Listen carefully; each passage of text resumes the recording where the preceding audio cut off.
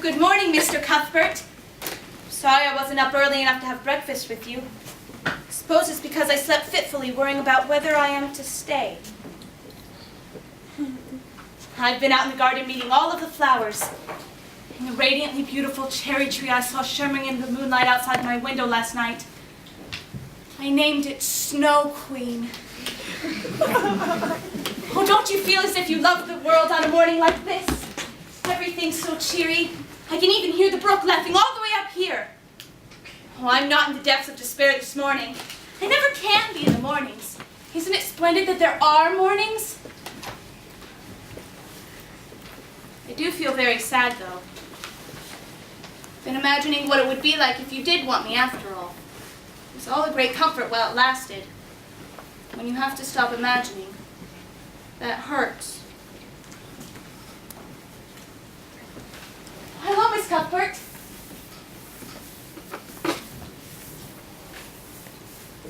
I went down and hired that French boy, Jerry BUPAC.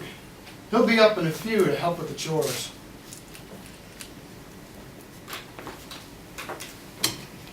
Oh, Miss Cuthbert, won't you tell me if you're going to send me away or not? I really feel as though I cannot bear not knowing any longer. Please tell me. I suppose I might as well tell you. Matthew and I have decided to keep you. That is, if you will be a good little girl and show yourself grateful. Why, child, whatever is the matter? I'm crying. I can't think why. I'm as glad as can be. No, I'm more than glad. I'm so happy. So why am I crying? I suppose it's because you're all excited and worked up. Sit down and try to calm yourself. You both laugh and cry far too easily, I'm afraid. Yes, you may stay. We'll try to do right by you. You have to start school, but it's only 2 weeks until summer vacation, so you can start in September. In the meantime, I have a great deal to teach you. And we'll start with you learning this off by heart today. There's to be no more such prayers as I heard last night. Oh, I shall learn anything you want me to. I shall try to be a good girl, though I expect it to be uphill work. Miss Cuthbert, may I call you Aunt Marilla? No, you'll call me just plain Marilla, and you'll call Matthew just plain Matthew. Well, that seems awfully disrespectful, and I would love to call you Aunt Marilla. I've never had any aunt of any relation at all, not even a grandmother. Oh, can't I call you Aunt Marilla? No, I'm not your aunt, and I don't believe in calling people names that don't belong to them. But we could imagine you were my aunt. Oh, it would make me feel as though I really belonged to you. I could not imagine it. Oh, Miss Marilla, how much you miss. Our Father, which art in heaven, hallowed be thy name. Oh, that is just like a line of music. I'm so glad you thought of making me learn this, Miss Marilla. Well, learn it then and hold your tongue. You know, when I was out picking these, a big bee tumbled out of one of them. Oh, just think what a lovely life, to live in an apple blossom and be friends with all of the flowers. Marilla, do you think I'll ever find a bosom friend in Avonlea? A what kind of friend? A bosom friend, an intimate friend. You know, a real kindred spirit whom I can confide my inmost soul. I've dreamt of meeting her all my life. Diana Barry lives over at Orchard Slope. She is about your age and a very nice little girl. Her mother is very particular, though, and won't let her play with anyone who isn't nice and good. Well, what is Diana like? She doesn't have red hair, does she? It's bad enough to have red hair myself. I simply could not endure it in a bosom friend. Diana is very pretty. She has black hair. But more importantly, she is smart and good, which is better than being pretty. Well, I'm glad she's pretty. Next to being beautiful oneself, it's best to have a bosom friend who is beautiful. Oh, thank you, Matthew, for letting me stay. I just know you and I are going to get along real well. You must be the new boy to help Matthew. Yes, ma'am. Thank you for the job, Mrs. Cuthbert. I will be over in the morning before breakfast to help Matthew with the morning chores. Oh, I just know you're going to love it here. I love it here already. Marilla's been telling me all about Diana Barry. Oh! And she gave me this prayer to learn that is just like poetry. Doesn't poetry give you a real thrill and an ache right here? Well, now, no, I don't recollect it ever has. Jerry, you can go get started on the firewood. Well, I'm going to learn this by heart. I'm never going Learn to... it then and hold your tongue. I told you to learn that prayer, not talk.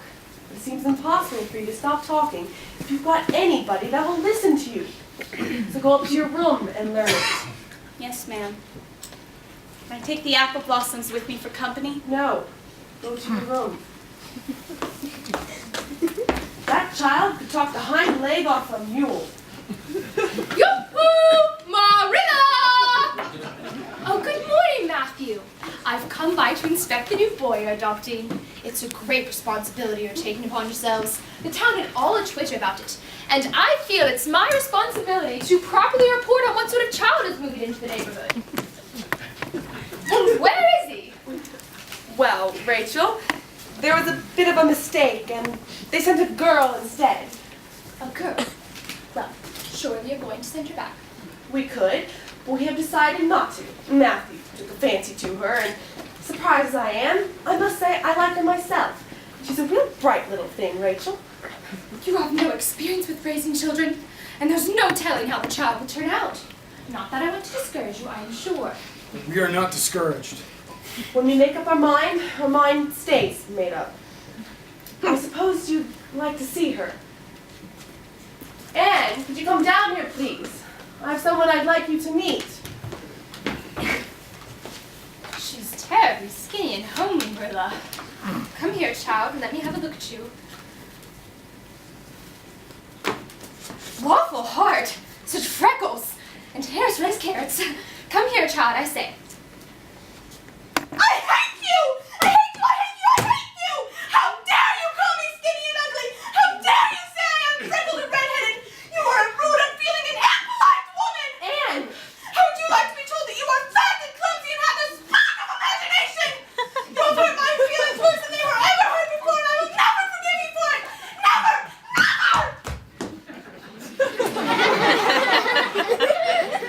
Well, I don't envy you bringing that up, Marilla. You were too hard on her, Rachel. You shouldn't have twitted her about her looks. She was wrong, but she's never been taught what is right. Oh, I see. I'll have to be very careful what I say after this if I'm going to have to consider the feelings of orphans. Anne, come back down here and apologize to Mrs. Linde at once. I can't do that! I'm not sorry! Well, goodbye, Matthew.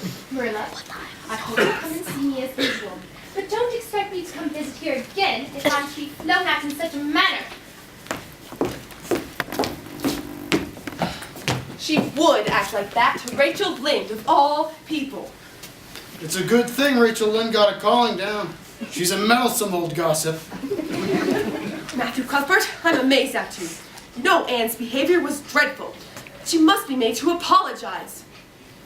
I better go catch Rachel before she spreads this story all over Avonlea.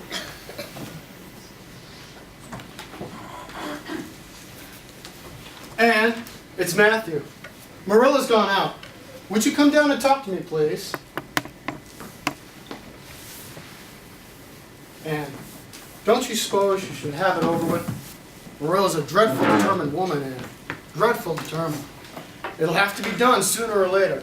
So couldn't you get it over with? Apologize, you mean? Yes. You don't have to be exactly sorry. Just smooth it over, so to speak.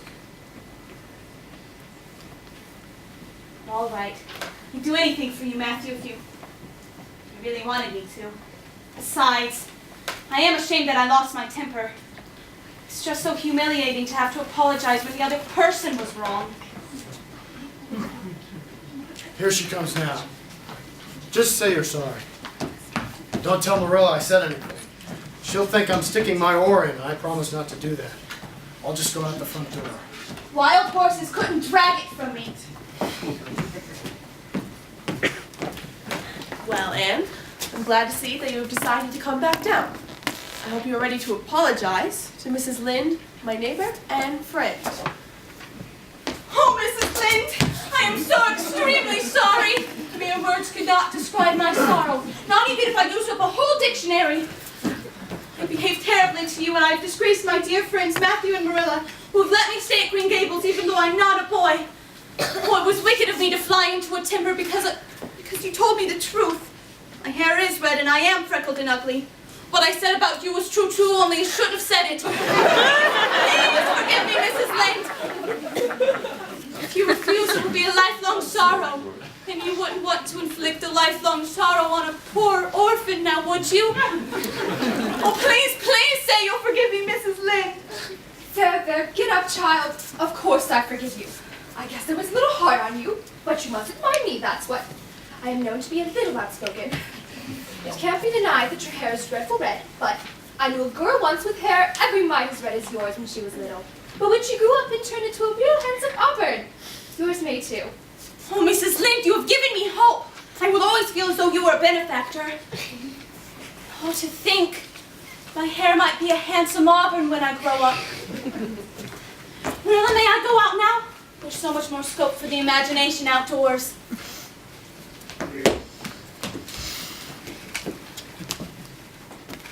She's a real odd little thing, Marilla.